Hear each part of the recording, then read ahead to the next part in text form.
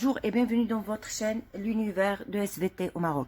Pour les élèves de la première année de collège, le dernier chapitre, les ressources en eau, la première séquence, les différentes formes de l'eau dans la nature.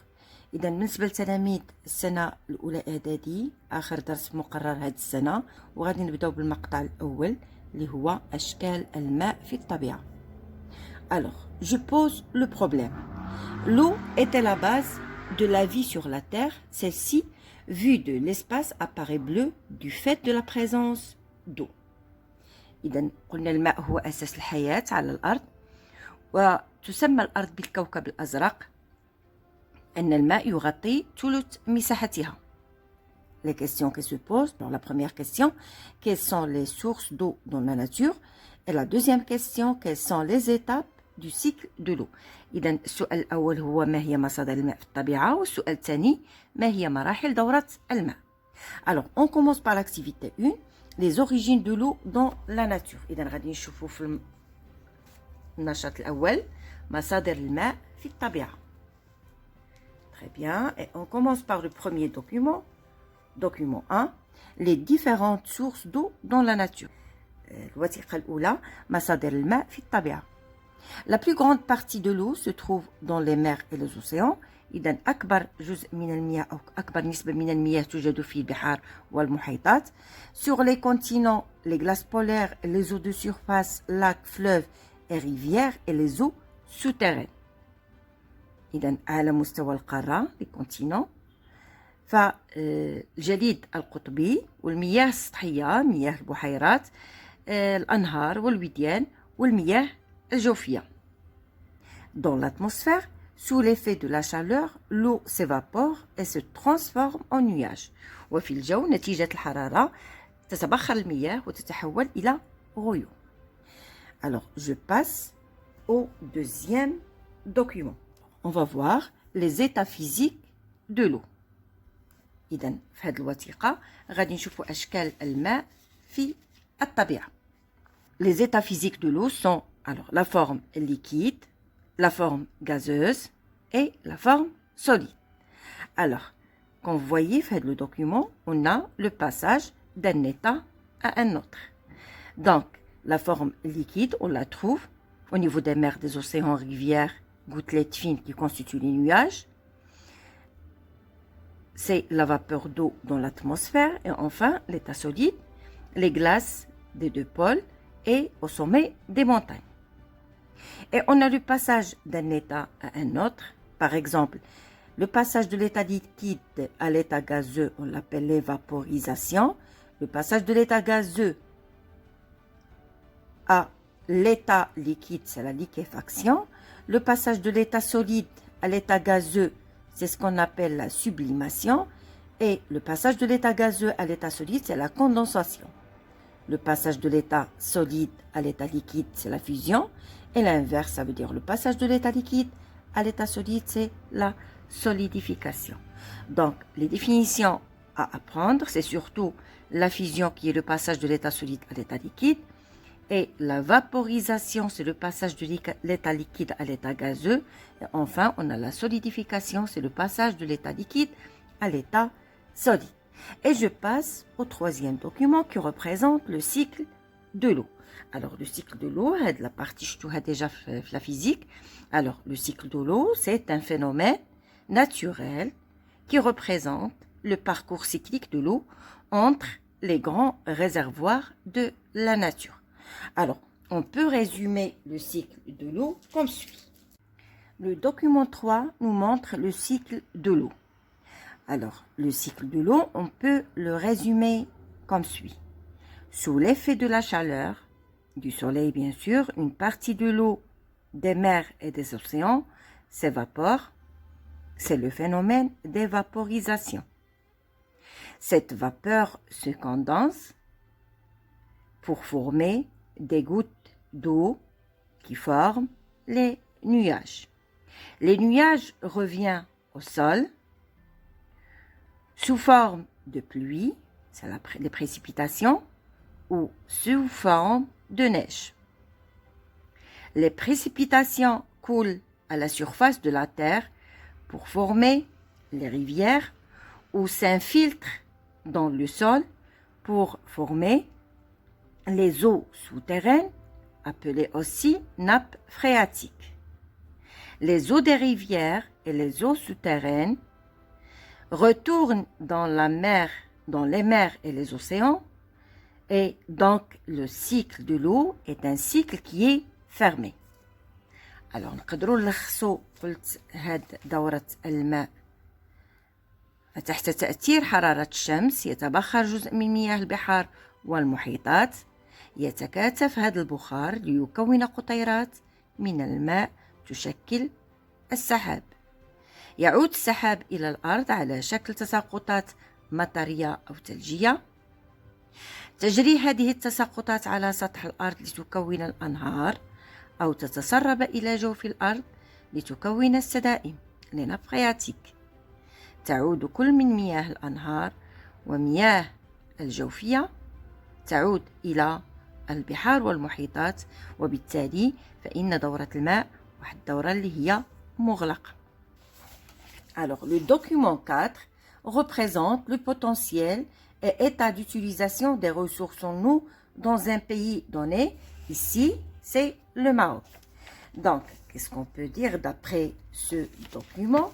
Alors, comme vous voyez, la moyenne des précipitations annuelles est estimée à 150 milliards de mètres cubes. Seuls 30 milliards de mètres cubes sont utiles, alors que 120 milliards de mètres cubes restants sont perdus par évaporation et transpiration. Alors, parmi les 30 milliards de mètres cubes utiles, on a 21 milliards de mètres cubes ruissellent à la surface de la Terre sous forme de fleuves, de rivières et d'eau de ruissellement. Les 9 milliards de mètres cubes restants s'infiltrent dans les nappes phréatiques. À signaler qu'une quantité importante d'eau constituant 30 milliards de mètres cubes est perdue sous forme de vapeur ou rejetée directement dans les mers et dans les déserts.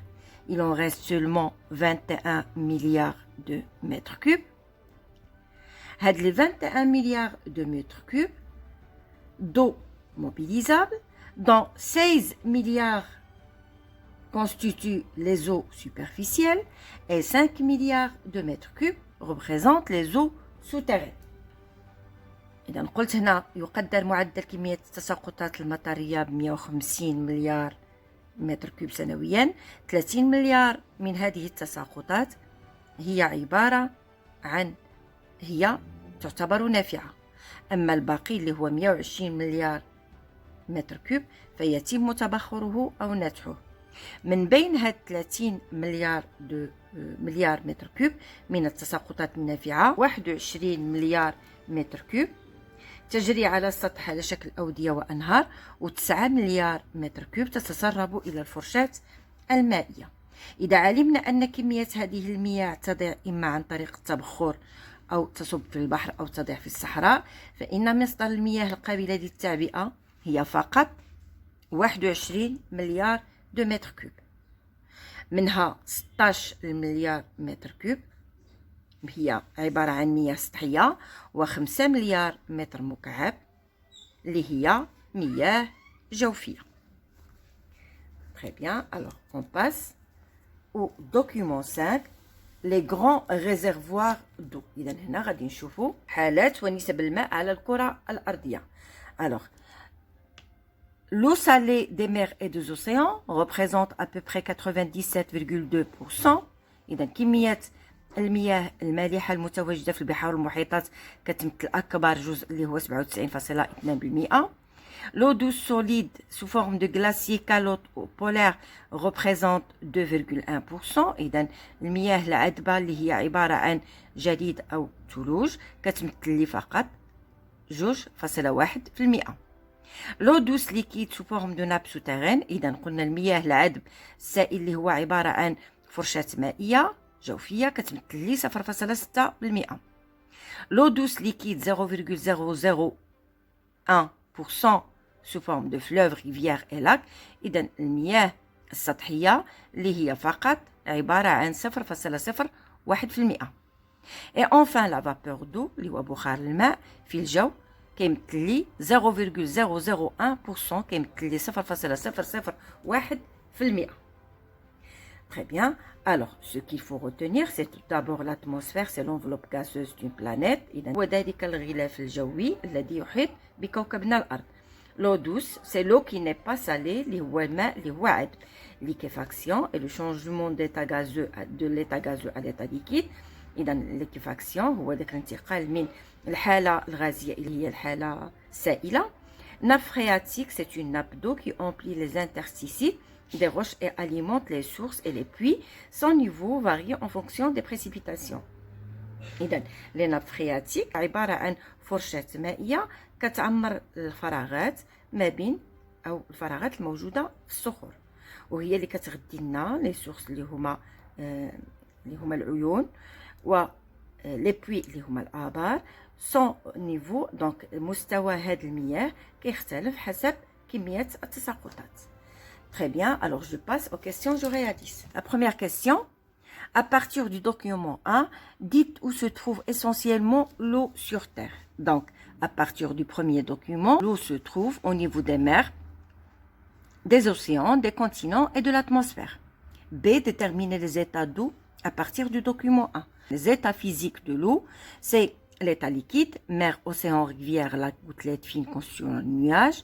L'état gazeux, c'est vapeur d'eau dans l'atmosphère. L'état solide, c'est glace au niveau des deux pôles et au sommet des montagnes. 2. Indiquer les états physiques de l'eau à partir du document 2. Donc, on a 3 états, liquide, solide et gazeux. Donner une définition aux termes suivants. La fusion, vaporisation et solidification. Donc, les 3 termes dont je viens de donner les définitions tout à l'heure. 4. Proposer une définition du cycle de l'eau. Donc, le cycle de l'eau, c'est un phénomène naturel qui représente le parcours cyclique de l'eau entre ces grands réservoirs dans la nature. Ce cycle s'accompagne de plusieurs changements de l'état physique. La 5e question, identifier les précipitations utiles à partir du document 4. Les précipitations qui alimentent les ressources mobilisables, comme les eaux de surface et les eaux souterraines. Alors, la valeur représentée dans le document, bien sûr le document, soit 21 milliards de mètres cubes parmi 150 milliards de mètres cubes. La 6e question, comparer les pourcentages d'eau douce avec ceux de l'eau salée. Alors, par comparaison, dans la totalité de l'eau à la surface de la Terre, on constate que l'eau salée représente 97,2% et l'eau douce représente uniquement 2,7% environ. Parce que, alors, il reste 21% plus 0,6% plus 0,01 plus 0,001, on obtient à peu près 2,7%.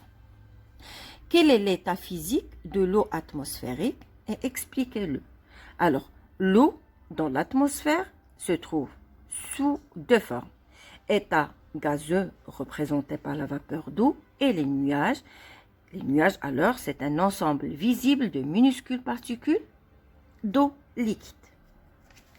Alors, quand on a c'est la séquence d'Yali, merci pour votre attention et à la séance prochaine.